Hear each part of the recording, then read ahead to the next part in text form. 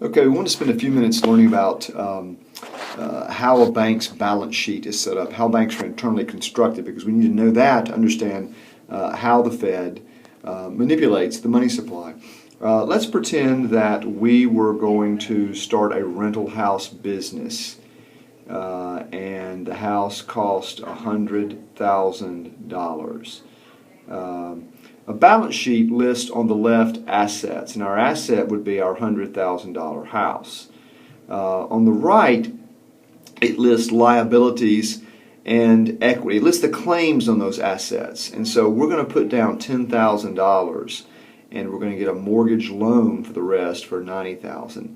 $90,000 are our liabilities, $10,000 are our equity or our net worth, the amount of the $100,000 that we claim.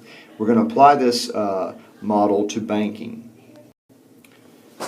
All right, we're going to open a bank and we're going to get investors to invest $250,000. They're going to own the bank, and so their investment is worth $250,000. Stock shares, that's also another form of equity. And our assets are going to be, right now, just $250,000 in cash. Notice that each side equals the same amount. The assets have to equal the amount of the claims on the assets. That's why we call this a balance sheet. Now we're going to invest some of that $250,000 in cash. We're going to build a little bank or buy a trailer. We're going to buy some equipment. And at the end of that initial phase, we're going to have spent all but $10,000 in the cash. Notice that our assets are still $250,000. We value the property at what we paid for it. And over here, of course, we have no liabilities yet. We're still all equity, all net worth at $250,000. Now we need some deposits, and so we get customers to come in, and they bring in $100,000 in deposits in checking accounts. And of course, that money is reflected in an increased amount of cash. So after our first day of business, we have $350,000 in assets, and we owe our depositors $100,000. That's a liability, and we still have $250,000 in net worth. So we have, of course, $350,000 in liabilities and net worth. So we still equal. Our next step is to make some loans to have assets that will earn us interest. But first we have to figure out how much of this deposit base can we loan out and how much must we keep in reserve. There are requirements about this. That's what fractional reserve banking means. Now these are actual reserve requirements. For these smaller amounts of deposits, this doesn't look small, but trust me, it is.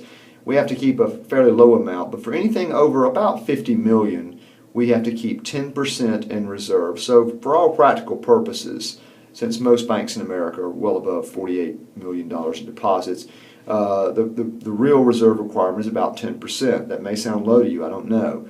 But for our fictional example, we're going to use a 20% reserve requirement. Now, notice that our cash has gone to zero, and we have sent all of our cash of $110,000 to the Fed. The Fed is a banker's bank. We deposit our money there. We call it reserves on our balance sheet. And we have $100,000 in deposits. We need some loans. How much in loans can we make? Well, we have to keep 20% of $100,000, and that, of course, is $20,000. We have, however, over here, $110,000, so we have $90,000 extra. That's how much in new loans we can make. But before we can make any new loans, one of our customers writes a check for $50,000, takes our deposits down from 100 to 50. Wherever that check ends up, whatever bank it ends up in, they send it to the Fed. The Fed said, oh yeah, we'll credit you from Bank of Wendell's reserves, and our reserves go from 110 to 60. We now appear to be about 300 on each side, still of course balancing. And we still can make loans. We have $50,000 in deposits. That means we have to keep 20% of that is 10. We have to keep 10 in reserves. We still have 50,000 in excess reserves, so we can still make a $50,000 loan. We find a credit-worthy customer, and he wants a business loan, and so we give him a business loan of $50,000. And notice that now we have a new category over here, loans, and that's exciting because we have an asset that is earning us interest. That's the purpose of banking. Notice that we just added a loan category over here and put the money in a checking account for him. So our deposits went up by $50,000. Now notice what happened here. We invented money.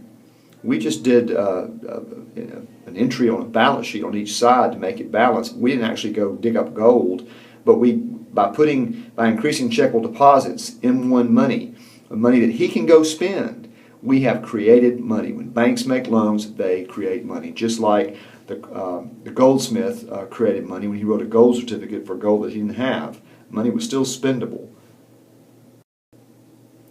Now our customer made that loan to spend it on something, equipment or whatever, and so he does, and our deposits go down. He spends the $50,000, so our deposits go back down to 50.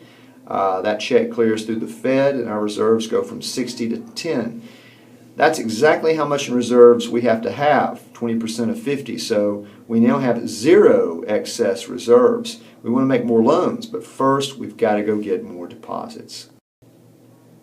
So we market ourselves and try and get more deposits, and we do. We take our deposits up another 50, from 50 to 100.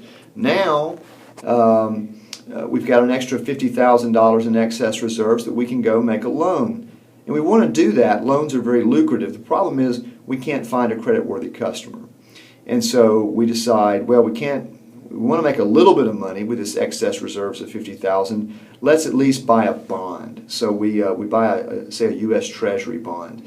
And now we have another interest-earning asset over here on our asset side. They don't earn as much interest as loans. We prefer a loan, but if we can't find one that we know is going to be paid back, we'll at least earn some money by investing in bonds. And this is basically how banks make money. They'll keep getting deposits, and they will use those to preferably make loans, or if not, buy bonds. And the money they earn on the bonds and loans generally exceeds what they have to pay in expenses and on interest to depositors, and it's very lucrative.